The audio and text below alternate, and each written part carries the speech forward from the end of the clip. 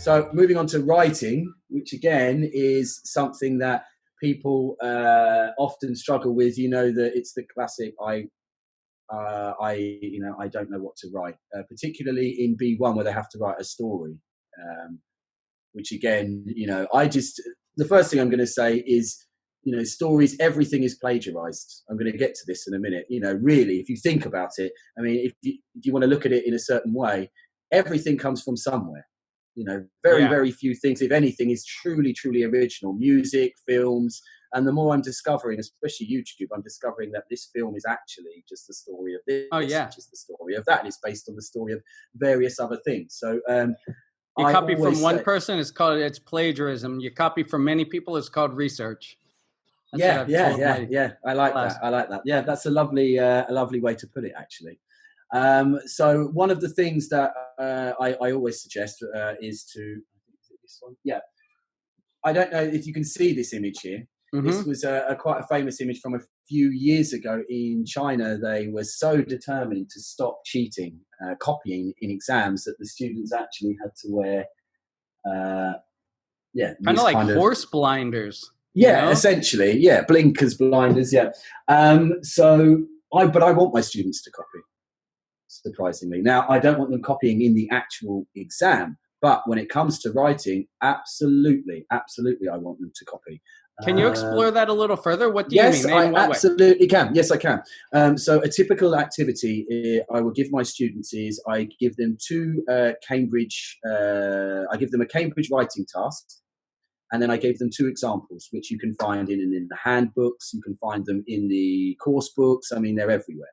So you find sample answers. The Cambridge website, which I will talk about in a little while, has lots of example papers on there. So let's say we're doing a B1 and we're writing the story, writing part 2. So I will show them the story task. I'll give them 2 stories that have been written. And then the students will basically have to look at those stories and decide which one is better. Okay. And they'll read them and they'll decide why. The question is, I don't want you to tell me that that's better, but why is it better? The power of why. That's another tip as well, actually, off the cuff. Right. Why for absolutely everything. In your writing, why? When you give an answer to a question, why? Always say why. If you can't think of something to say, have you explained why you came up with your answer? So yes, it's all about basically the students taking these 2 ideas, deciding which one is better and why, and then looking at language. And I will say to them, okay, there is some interesting language that you can use for your story there. And actually a better example might actually even be the letter, writing a letter. Dear so-and-so, I happily received your letter regarding blah, blah, blah, blah. And I'll underline that. I happily received your letter regarding, and I'll say to them, is this a good bit of English? Could you use this in your letter? And I could, because it's not anything specific, but it's something that would suit the register of the letter that you need to write. Yeah. And then I'll get them to go through and find other language that they could use and adapt for their own letter. And then I say, take that home with you. Take it home with you. Copy. All right. Use this as your template. And depending on the level, you can let them freeform. With the C1 students, for example, I have a write a review, and I often do it with review.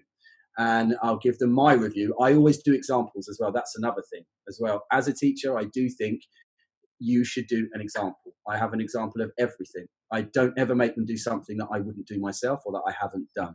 So I love the book and the film, Ready Player One. I love the book and the film.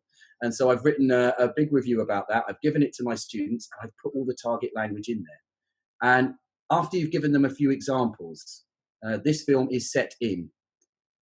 It's based on little things like that, little phrasal verbs. These are conventions of the genre, because this is all about genre writing. That's what this is. A review is different from an article, is different from a report, is different from a story. And so what we're doing is we're giving them examples and we're allowing them to extrapolate the language from those examples and use it in their own work, because that's what we want from them. So copying, far from being a negative thing, is a good thing, because I mean, at the end of the day, we want them to use this language. And when it comes to writing, we need phrases. There are a lot of fixed phrases I found with genre writing, with what Cambridge is asking of us. It's very conventional. And the delta really touches on that a lot. You learn a lot about genre, and I found that to be very interesting. Actually, genre writing is really super interesting. Essays, I know you did a video on essay writing. I did. Wow. Yeah, I saw you did a video on that. And essays as well. Again, there's as you well know, there's standard form, there's standard languages. Formula. Yeah, and you get them like, why is this good? Oh, it has 4 paragraphs. Exactly. So how many paragraphs are you going to have? 6? No, I'm going to have 4. It's copy. It's not the time to get creative.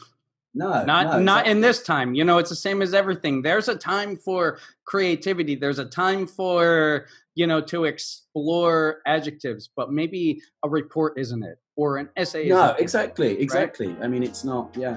Hey guys, I'm sitting here with my daughter, Sophia. She's recording this, and I just want to thank you for watching this video. If you like it and you want to see another video like it, then right next to me, you can click another video for a fun lesson idea or a teaching tip.